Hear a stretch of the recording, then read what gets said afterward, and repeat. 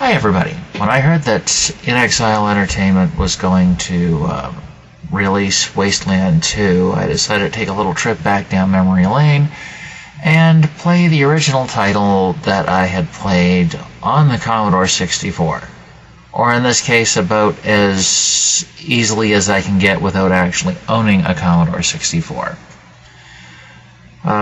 There's a few quirks with the disc images, and no doubt the quality of the audio, seeing as all I happen to have is a borrowed webcam.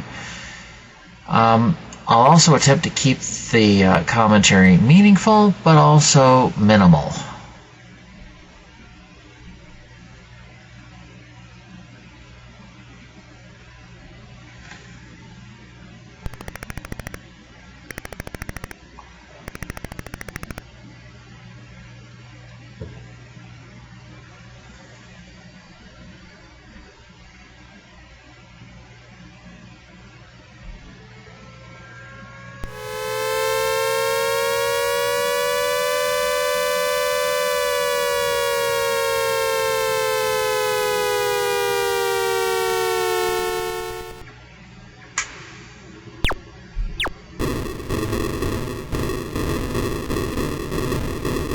Kind of like how before the first bomb hits, your radiation meter just skyrockets. Well, those graphics are just cutting edge, but I still like them. We're going to be doing a fair bit of headbutting with the disc images, but the game does. I have managed to get the game to work thus far, so we'll see how well this works out.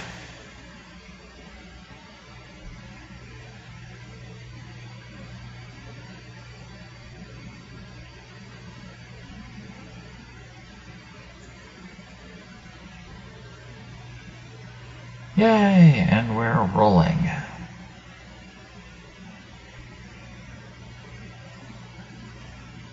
In some ways, one of the things I really do like about this game is that the mechanics are simply awesome.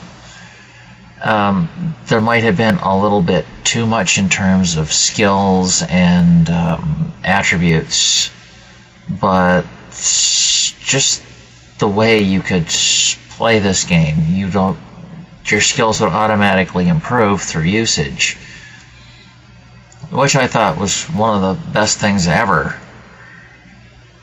You give it enough time, and your character will improve. Now we're loading all this into 64 whole kilobytes of memory. Once we're there, I'll put the default party back on retainer and generate my own party. And although there are a few items I could stand to move before I deleted them all, it's not like I can't get any of this stuff later. I also wanted to generate a party and show basically the skill mechanic, or the mechanics of character generation. It's very old school. It looks like you roll the dice 3 or 4 times and take a certain average of those scores. You can still wind up with some pretty horrendous ones, however. In most cases, what I'm looking for is a decent IQ and a decent agility. There are some other things which will come in handy, like strength. Dexterity, not so much unless you're getting into the skills like lockpicking or bomb disarm. At least I think. And for a change, because I always had stock names every time I played this game, this one was going to be Billy Jacobs before I decided I think I'll go with something else for a change.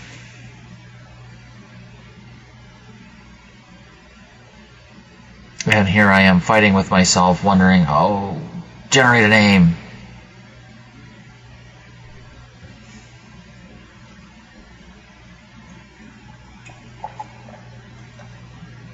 Now what happens is at about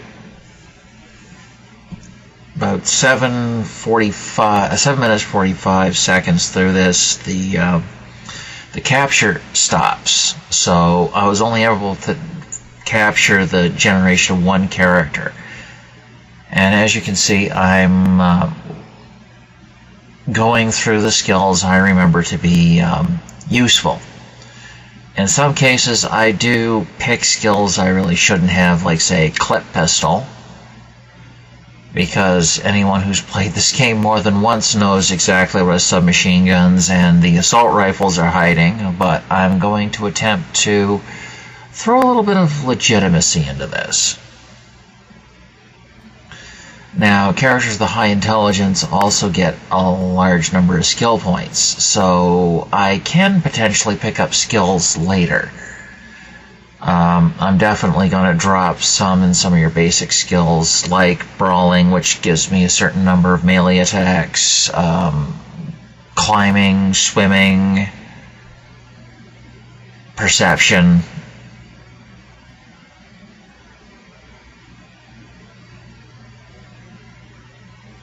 And there's my first character.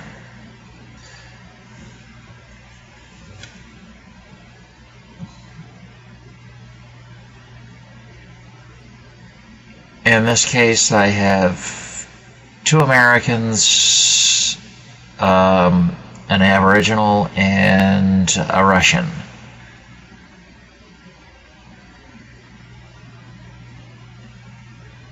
Typically, when I played this game, I'd always have around 2 medics and 1 character with high charisma who would choose the skill Confidence. Now I'm rolling for this one.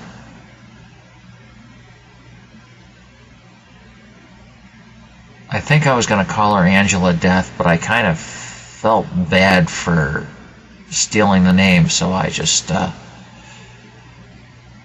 decided to drop her last name.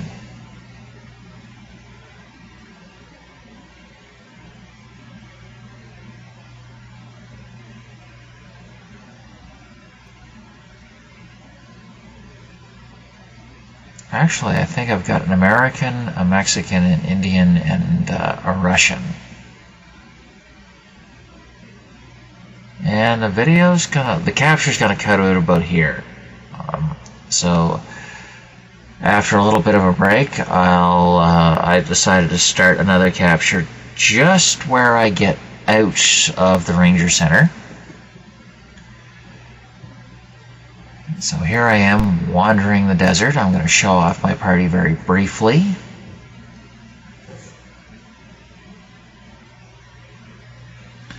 Now, as I mentioned once or twice before, the perk to setting myself up here with base 1 in brawling, clip pistol, assault rifle, and submachine gun is that I get those skills, if I use them enough, will improve on their own. There are certain other places where you can test out your skills practically infinitely and boost them up without having to do much more than just kind of try the same thing over and over and over again. I suppose in a way that's showing the game is broken, but at the same time it certainly felt that all you had to do was just put enough time into a skill, because to get it from level 1 to level 2 is insane. To get it past there is a whole lot easier. Once you're swinging an axe at twice around, you'll find that it's a whole lot easier to get to 3 than it is from 1 to 2. So I'm going to stop at that first building, which is Highpool. Here we are fighting with the disk images again.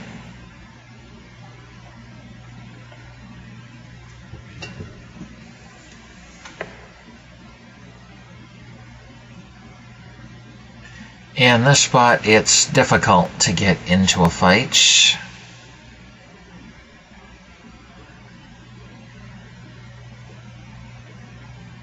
And it also provides a few easy-to-do quests to promote my to get me started. I'm going to spend a little bit of time wandering here and to a place where I'm going to grind my brawling.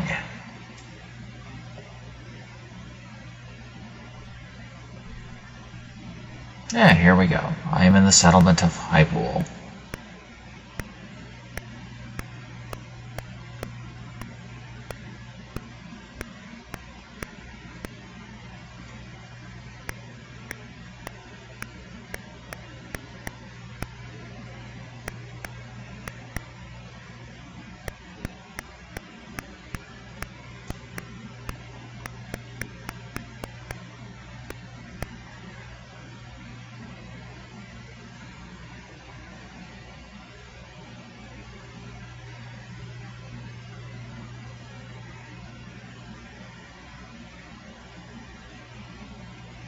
As you can tell, Interplay certainly didn't follow in the footsteps of other successful RPGs, namely Ultima. So I'm going to do a little bit of wandering around.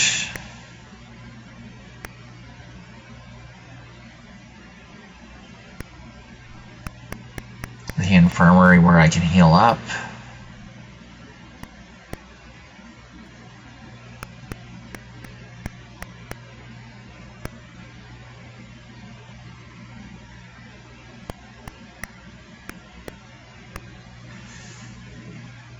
It's a store, just generic place, and oh, am I going? Yes, I'm going to try to break in.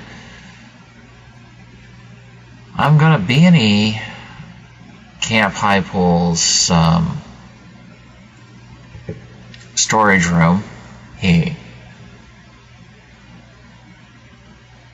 By first starting out by using the wrong skill.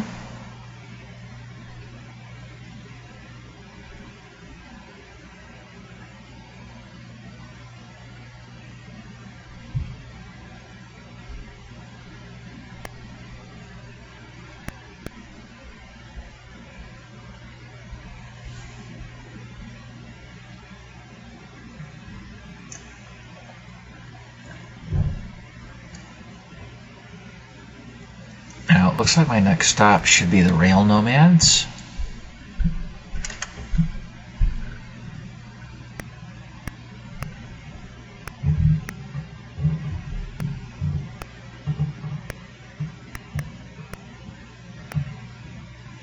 And this was indeed an old summer camp.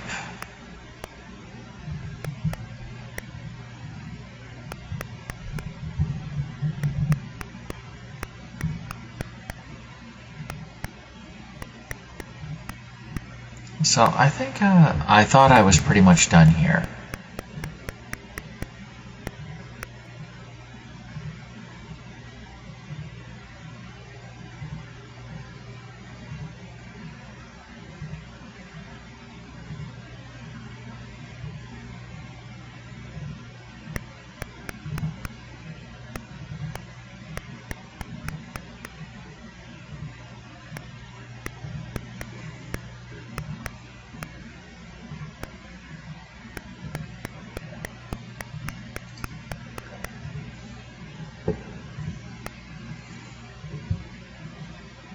So we're going to leave Highpool and we're going to go to the next location.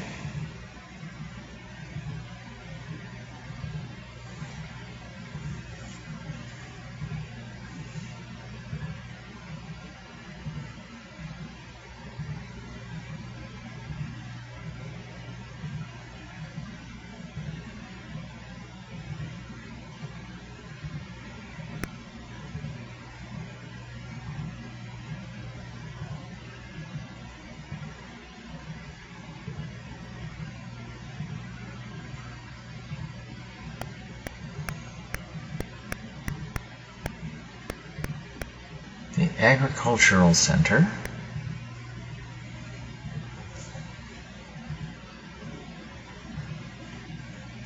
Now, in order to save disk space, a lot of the text was included in a little manual that came with the game.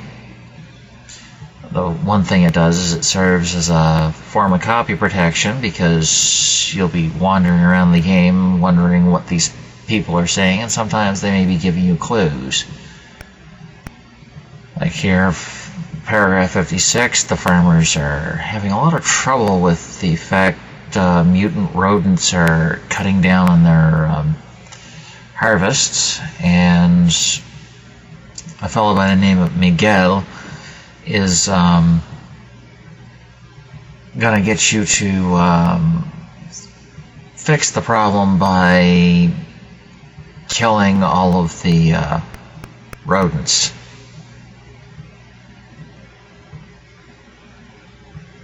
And if possible, their leader.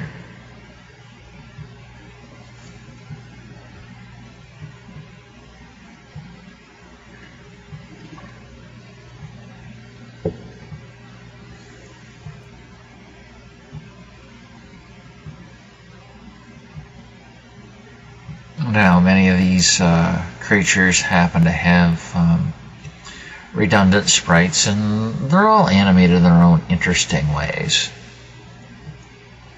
One of the things we kind of get used to as opposed to having pretty 3D models. So I'm going to spend some time wandering around in this patch. I'm going to watch out for one particular spot, because the boss of that game is the boss of the game in this area is a little bit more dangerous than, is a little bit probably outclassing my character by a bit too much, and I'm going to just spend my time grinding up so I can deal with the threat better.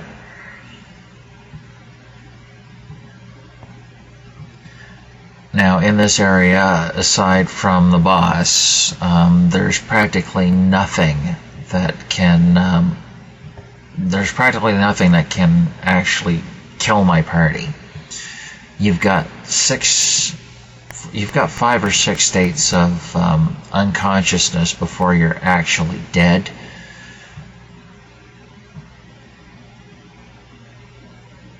And in this case, I can't be seriously wounded, so I'm just going to spend my time. I'm going to whack as much stuff as I can with a crowbar, get my brawling up, and then move on.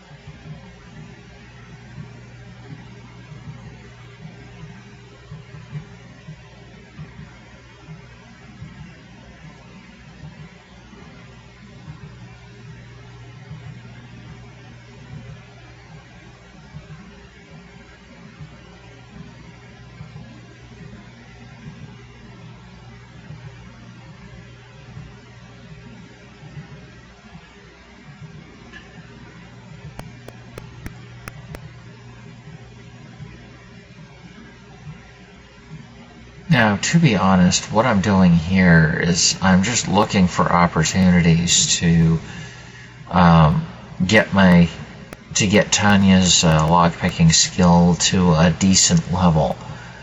And I didn't know that pressing the tilde on my keyboard is the same thing as pressing the escape key on a Commodore 64. So here I am trying hard to just say, no, I'm going to leave that stuff there. I'm going to practice an ethic, but I can't go anywhere, so I'm just going to snitch it. And I'm going to pick my way. I'm going to lockpick everything.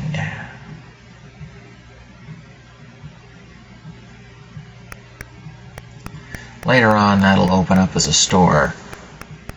I realize I'm going to go back to Highpool.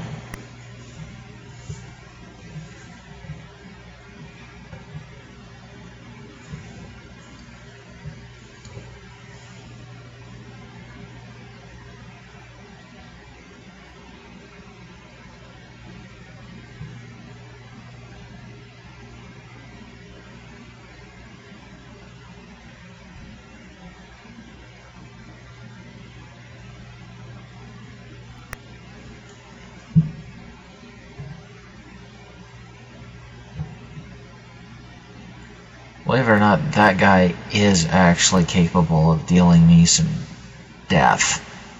At least ways at this point. Later on, when I equip my character, when I've got proper equipment, yeah, there's no way he can hurt me then, but right now, I'm actually vulnerable.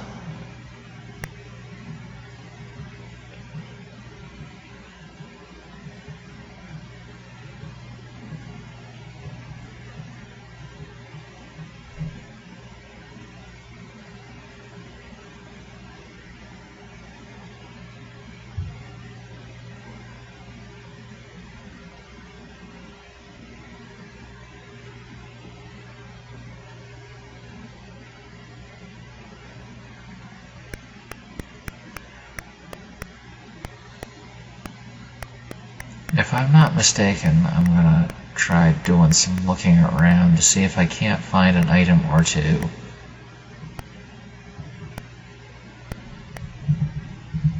So, Jackie, Bobby's dog, caves, all those actually do. So, oh, there's my text clues for Bobby down there in the corner.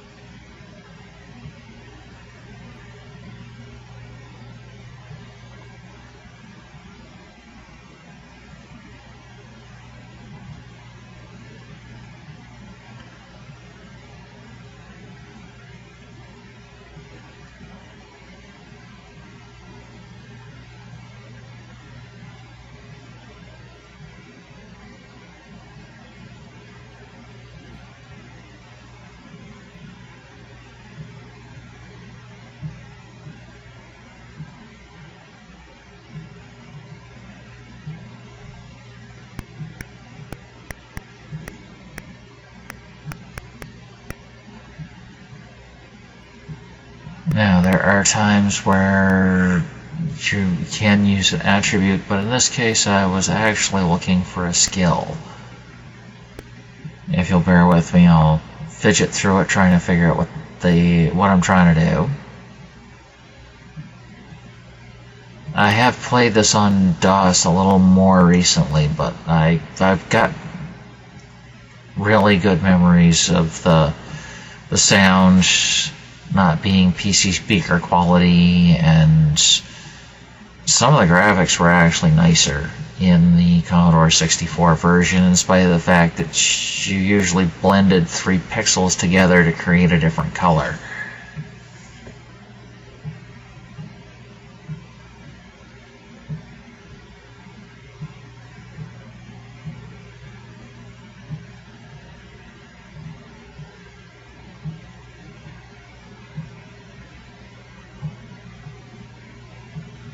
And here I'm using one of the all-purpose skills, Perception, to kind of boost my, try to boost my understanding of something. Oh, great.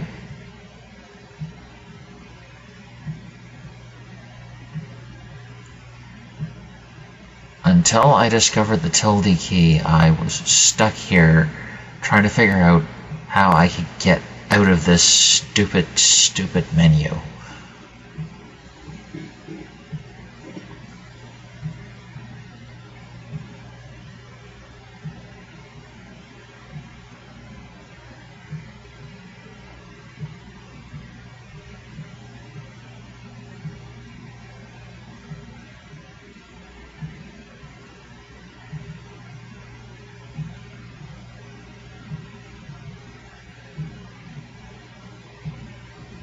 There we go, I just discovered the tilde key. There we go.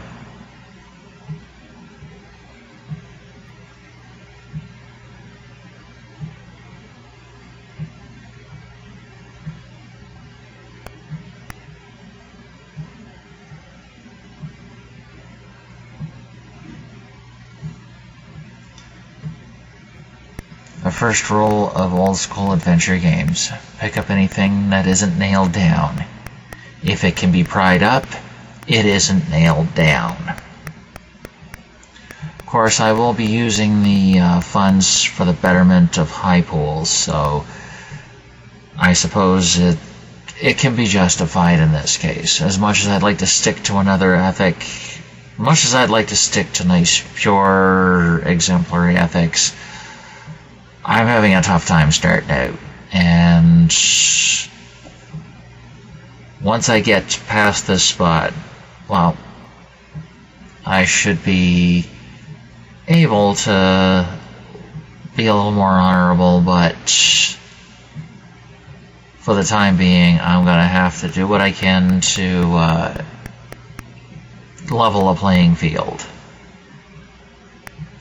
So I'm going to return, thinking I could either buy a motor here, or I could just grind on rodents until I've got myself up to a goodly level.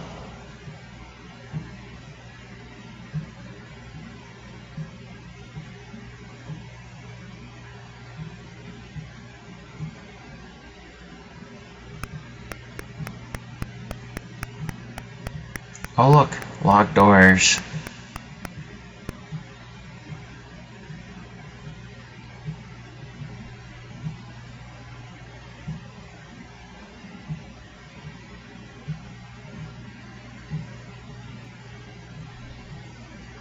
Why don't they give me trouble?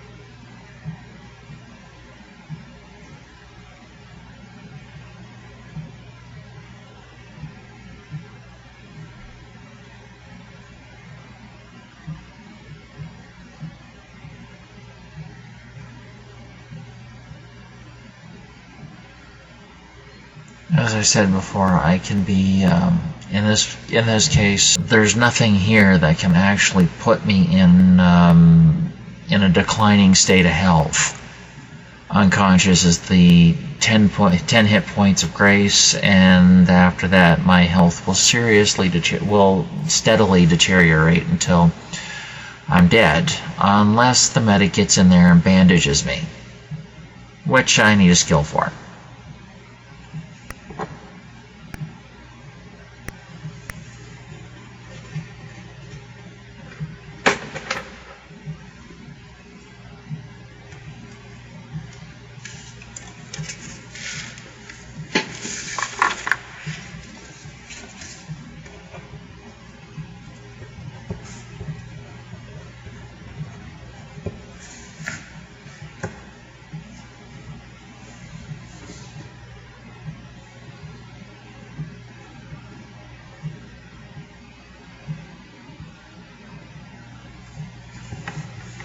Now, in this case, there is also an overhead map, and it was a graduation for Bard's Tale because you could actually kind of picture where your opponents were and what they were doing, rather than having to stress that imagination like we did in Bard's Tale. And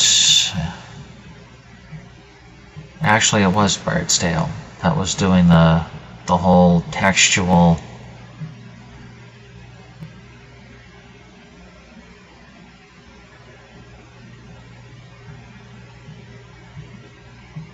entire party's unconscious. And then I wake up. I have them snap me again.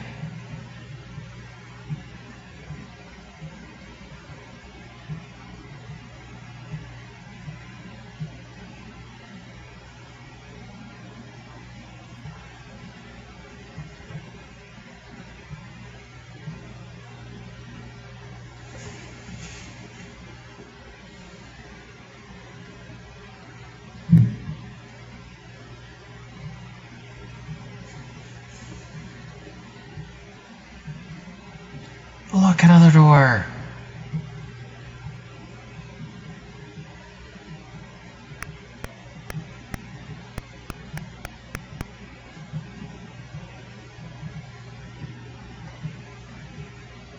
I'm probably going to put a little bit more in my intelligence to gain a couple of skill points, and what I may do is I may buff a couple of skills. Club's a nice upgrade from the crowbar or the knife. In fact, there's a skill knife fighting, but in my humble opinion, you wind up with some really nasty melee weapons that do excellent damage, and they aren't knives. So what I'm going to do is I'm going to build my brawling to buff up my base number of attacks.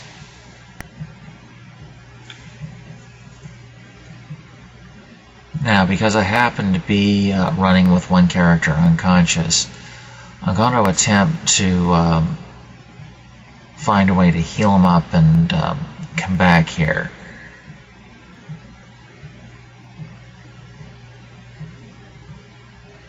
Looks like I'm not going to be cut much slack, though, because they aren't going to show me any mercy.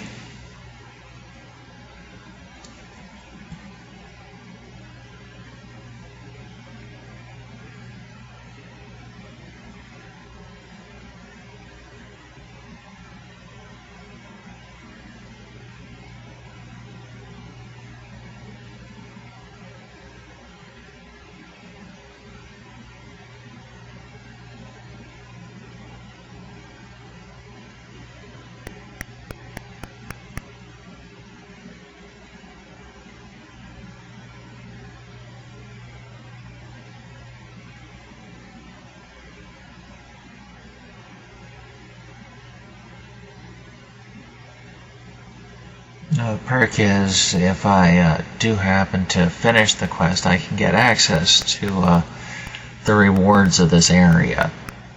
As tempting as that is, I know that I could wind up being mopped up by the boss of this area, so I'm just gonna slack off and just work on getting my brawling up to level 2.